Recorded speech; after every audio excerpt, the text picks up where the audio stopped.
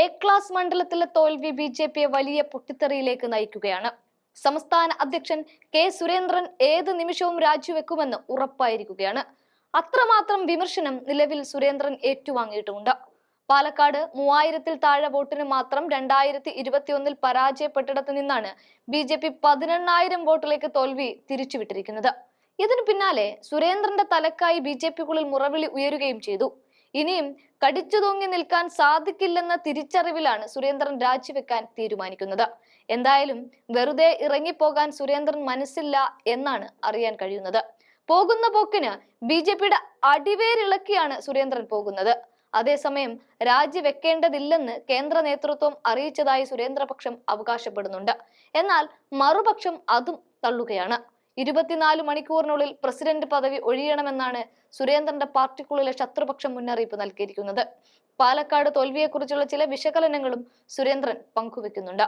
തോൽവിയുടെ പഴി ശോഭാ സുരേന്ദ്രന് മേൽ ചാരിയിട്ടാണ് സുരേന്ദ്രൻ കളം ഒഴിയുന്നത്. ശോഭാ സുരേന്ദ്രൻ കോൺഗ്രസിന് സഹായിക്കുന്ന നടപടികളിലാണ് സ്വീകരിച്ചതെന്ന് കുറ്റപ്പെടുത്തുന്ന സുരേന്ദ്രൻ ശോഭയെ അനുകൂലിക്കുന്ന 18 നഗരസഭാ കൗൺസിലർമാർ ചേർന്നാണ് പാലക്കാട് ബി.ജെ.പിയെ തോൽപ്പിച്ചതെന്നും സുരേന്ദ്രൻ ചൂണ്ടിക്കാട്ടുന്നുണ്ട്.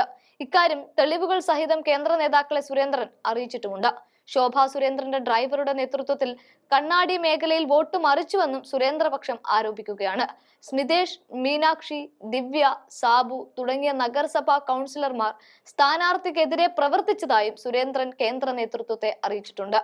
സഹപ്രഭാരിയുടെ നേതൃത്വത്തിൽ അന്വേഷണം വേണമെന്ന് സുരേന്ദ്രന്റെ ആവശ്യം. എന്തായാലും A+ മണ്ഡലത്തിലെ കനത്ത പരാജയത്തിന് പിന്നാലെ പാലക്കാട് ബി.ജെ.പിയിൽ നേതൃത്വത്തെ ലക്ഷ്യമിട്ട് പലയിടങ്ങളിൽ നിന്നായി വിമർശനം കടുക്കുന്നതിനിടെയാണ് കെ സുരേന്ദ്രൻ രാജ്യസന്നദ്ധത അറിയിച്ചിരിക്കുന്നത്. മികച്ച സാധ്യതയുള്ള ശോഭാ സുരേന്ദ്രന് പകരം സി കൃഷ്ണകുമാറിനെ കൊണ്ടുവന്നത് ശരിയായില്ല എന്നാണ് പ്രധാന വിമർശനം. 2016-ൽ ശോഭാ സുരേന്ദ്രൻ നേടിയ 40,000 വോട്ട് ഇക്കുറി 37,000-ലേക്ക് ചുരുങ്ങിയതോടെ സുരേന്ദ്രനെ പാർട്ടിക്കുള്ളിൽ പിടിവിടുകയാണ്. സുരേന്ദ്രന്റെ സ്ട്രാറ്റജികൾ അമ്പേ പരാജയമാണെന്ന് ഒരിക്കൽ കൂടി തെളിഞ്ഞുവെന്നാണ് നേതാക്കൾ ഒരേ സ്വരത്തിൽ പറയുന്നത്. തൃശൂരിൽ താമര വിരിയിച്ചു എന്ന് വീമ്പ് പറയുന്ന സുരേന്ദ്രൻ പക്ഷേ തന്റെ വിജയത്തിന്റെ ക്രെഡിറ്റ് എടുക്കാൻ സുരേഷ് ഗോപി തയ്യാറായിട്ടുമില്ല.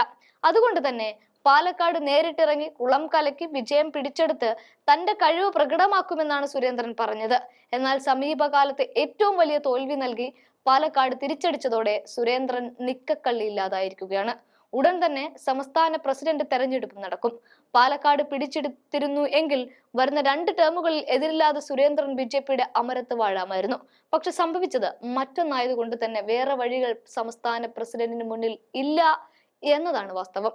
എന്തായാലും കൃഷ്ണദാസ് പക്ഷം ഉൾപ്പെടെയുള്ളവർ നേതൃത്വത്തിന്റെ വീഴ്ചയ്ക്കെതിരെ രംഗത്തെത്തി കഴിഞ്ഞു.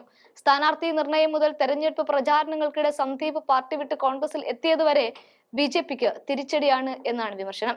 ഇതിനെല്ലാം ഒടുവിലാണ് സുരേന്ദ്രൻ കളം ഒഴിയാനുള്ള സന്നദ്ധത അറിയിച്ച് രംഗത്ത് വന്നതും.